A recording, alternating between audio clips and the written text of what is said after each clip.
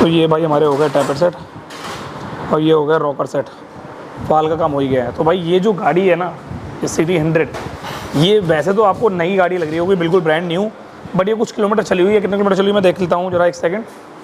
ये चली हुई है 26,979 ओनली, यानी 26,000 पे इस गाड़ी के अंदर दिक्कत आ गई। क्या?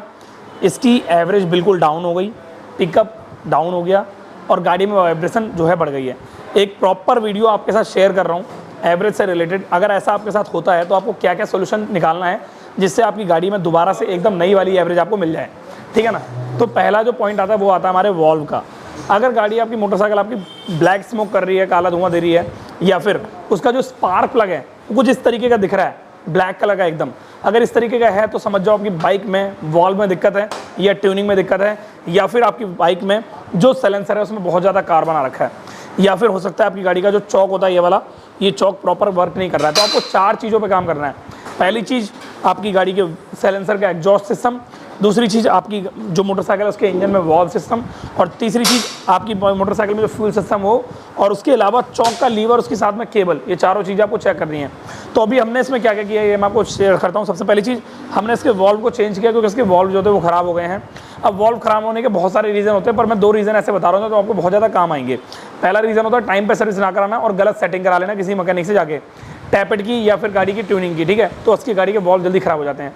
दूसरा रीज़न, आपकी बाइक में पेट्रोल बहुत ज़्यादा ख़राब, बेकार और सड़ा हुआ डाला हो, मतलब लोकल एरिया का पेट्रोल डाला हो।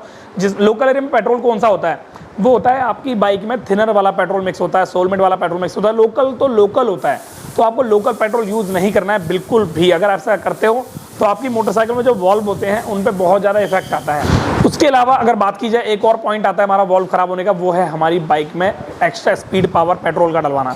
ये देखो, ये नॉर्मल सीसी की बाइक है, 100 सीसी की, इससे आप क्या एक्सपेक्ट कर रहे हो? इसके अंदर आप स्पीड एक्स या एक्स्ट्रा पावर प्रीमियम XP99 का पेट्रोल डाल के क्या एक्सपेक्ट कर रहे हो? इसको क्या 150 की स्पीड में भगाओगे क्या? नहीं, ऐसा कुछ नहीं होने वाला आपकी गाड़ी में। सिर्फ और सिर्फ नॉर्मल पेट्रोल से बाइक चलाओ, मस्त मक्खन की तरह चलती है। अब मेरे पास एक हवाई जहाज का पेट्रोल पड़ा हुआ है, तो इसका मतलब ये तो है नहीं कि मैं हवाई जहाज के पेट्रोल से गाड़ी डालाऊंगा। तो भाई ये तो एक अपनी एक्सपेक्टेशन हो जाती है। हमारी नॉलेज के बिहाफ पे काम करना बहुत ज़्यादा जरूरी होता है। तो सबसे बढ़िया 100 सीसी में, 125 में, 150 किलोमीटर की, मतलब एक तरह से 150 सीसी की गाड़ियों में सिर्फ नॉर्मल पेट्रोल ही गाड़ी में डलवाएं, ठीक है ना। अब एक तो आ गया हमारा वॉल्व का। उसके अलावा दूसरी चीज़, इसकी कार्बोरेटर को चेक करना है, तो हमने इसका कार्बोरेटर बिल्कुल प्रॉपर क्लीन कर दिया है। अब इसकी ट्यूनिंग करने के लिए एक टैकोमीटर आता है, इंजन पल्स टैकोमीटर। ये रहा टैकोमीटर, ये होता है इंजन पल्स टैकोमीटर।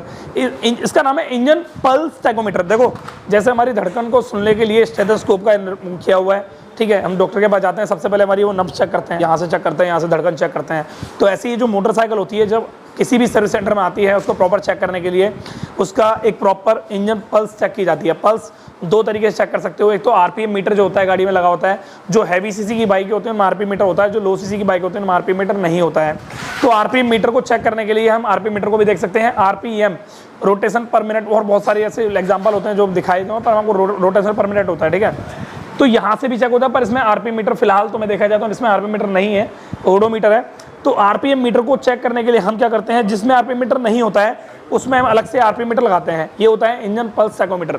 यहाँ ऐसे स्पार्क प्लग के पास लगाया तो ये इंजन की जो पल्स होती है, धड़कन जिसे कहते हैं RPM, वो चेक करके बताता है कि वो कम है या ज़्यादा है, ये फ्लक्चुएशन हो रही है बहुत ज़्यादा। जैसे होता है ना, हमारी धड़कन बहुत तेज़ी से धड़कने लगती है और एकदम स्लो मूवमेंट में धड़कती है। तो दोनों में, अगर स्लो में धड़केगी तो भी दिक्कत है, तेज़ी से धड़केगी तो भी दिक्कत है। तो एक नॉर्मल रेंज होनी चाहिए। तो वही हमारी जो मोटरसाइकिल है उसके इंजन के RPM पे भी होता है, ठीक है। अगर RPM सही नहीं होंगे तो भी हमारी मोटरसाइकिल के एवरेज में दिक्कत आएगी, ठीक है। उसके बाद आता है चौक। अब ये जो चौक सिस्टम है ये क्यों बनाया गया है? जब आपकी मोटरसाइकिल सर्दियों में, विंटर वाले वेदर में, जो बिल्कुल भी ठंडी होने पर बाइक स्टार्ट होने में दिक्कत करती है, तो स्टार्ट होने में दिक्कत ना करे इसलिए हम चौक का इस्तेमाल करते हैं। अब जैसे ही हम चौक उठा देते हैं, होता क्या है हमारी मोटरसाइकिल में, जो इसके अंदर हेड के अंदर जो पिस्टन होता है हेड के नीचे की तरफ, अब जब यहाँ से होता हुआ, देखो यार BS6 बाइक में कार्बोरेटर आ रहा है, पर जो BS6 जो पुरानी वाली BS और उसमें नॉर्मल कार्बोरेटर है, पर जो BS6 में इलेक्ट्रॉनिक कार्बोरेटर है। इसके बारे में मैं नेक्स्ट वीडियो में बताऊंगा, ठीक है। तो यहाँ पर पेट्रोल की मात्रा चौक लगाते ही बढ़ जाती है और आपकी बाइक में जल्दी ब्लास्ट हो जाता है। अब यहाँ तक तो सीमित रह जाता, ठीक है। एक बार बाइक स्टार्ट हो गई, थोड़ी सी गर्म हो गई, तो हमें चौक वापस डाउन करना पड़ता है। अगर हम ऐसा नहीं करते हैं और चौक को लगे रहने देते हैं तो फिर हमारी बाइक में पेट्रोल ज़्यादा जाता है और यहाँ पर कार्बन ज़्यादा बनने लगता है। अब जब कार्बन ज़्यादा बनेगा तो वो कार्बन क्या होगा, वो सारा कार्बन साइलेंसर से होते हुए जाली में आके फंस जाता है और जाली को कर देता है ब्लॉक। उसके बाद क्या होता है, आपकी बाइक में एवरेज की परेशानी बढ़ने लगती है। तो यहाँ तो ये चौका हो गया। अब यहाँ पे ये लीवर है, चलो इसको साइड करते हैं। किसी मोटरसाइकिल में क्या होता है, यहाँ पर एक केबल लगी होती है। अब कभी कभी होता है ना, बाइक हम खड़ी करते हैं तो बच्चे केबलें ऐंठते हैं, तो कभी कभी क्या करते हैं, बच्चे केबलें इतनी ऐंठ देते हैं चौक खिंची रह जाती है। अब जब चौक खिंची रह जाती है तो हमारी गाड़ी के चौक लगी रह जाती है और हमें ऐसा लगता है कि बाइक में प्रॉब्लम आ रही है और हम इसको फेस करते रहते हैं। तो ऐसे करते जहाँ पर पेट्रोल जाना चाहिए था इतना, वहाँ जा रहा है चौक के दोबारा इतना, और उससे हमारी गाड़ी के वाल्व जो होते हैं वो ख़राब हो जाते हैं। और जब तक हम उस चौक तक पहुँचते हैं, उस समस्या तक पहुँचते हैं, जब तक हमारी मोटरसाइकिल के वाल्व ख़राब हो चुके होते हैं। चौक की समस्या को ठीक कराने के बाद भी वो समस्या ठीक नहीं होती है। तो इसीलिए हमें चारों चीज़ें सही करनी पड़ती हैं अगर हम ऐसी सिचुएशन में सही करते हैं तो। सबसे पहला कार्बोरेटर क्लीन करना, दूसरा टैपेट सेट करना, और अगर ऐसा नहीं होता, टैपेट सेट नहीं होते प्रॉपर्ली, तो उसके वॉल्व को चेंज करना। तीसरा साइलेंसर को चेक करना, अगर साइलेंसर क्लीन होने की कंडीशन में तो क्लीन कराना, अगर वो वैसे ही वो कचरा निकल रहा थोड़ा वो, तो वो साफ़ हो जाएगा निकलते तो उसको वैसे ही छोड़ देना। या आप कपड़े से भी साफ़ कर सकते हो, पीछे से पाइप में हल्का सा कपड़ा, गीला कपड़ा डाल के पेट्रोल का, या किसी भी आपको जो कंफर्टेबल लगे, ठीक है। उसके अलावा हमारा चौथा है स्पार्क प्लग चेंज करना अगर ख़राब है तो, और एयर फिल्टर चेक करना। एयर फिल्टर का बहुत ज़्यादा ज़रूरी होता है, उसको चेक करना बहुत ज़्यादा इंपॉर्टेंट होता है।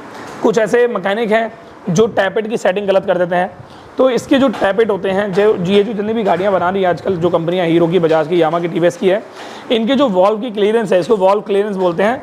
इसको इस तरीके से रखना पड़ता है कि लूज़ रहे, ऊपर नीचे प्ले रहे। अगर आप 5 mm भी रख सकते हो, 0.5 mm रख दो तो भी कोई दिक्कत नहीं आती, 0.06 रख दो तो भी कोई दिक्कत नहीं आती। अगर आपको लगता है आपने बहुत ज़्यादा ही आपने मतलब लूज़ रख दिया तो दिक्कत तो आएगी, वही कॉमन सी बात है ना। तो इसीलिए इसका भी ध्यान देना बहुत ज़्यादा ज़रूरी है।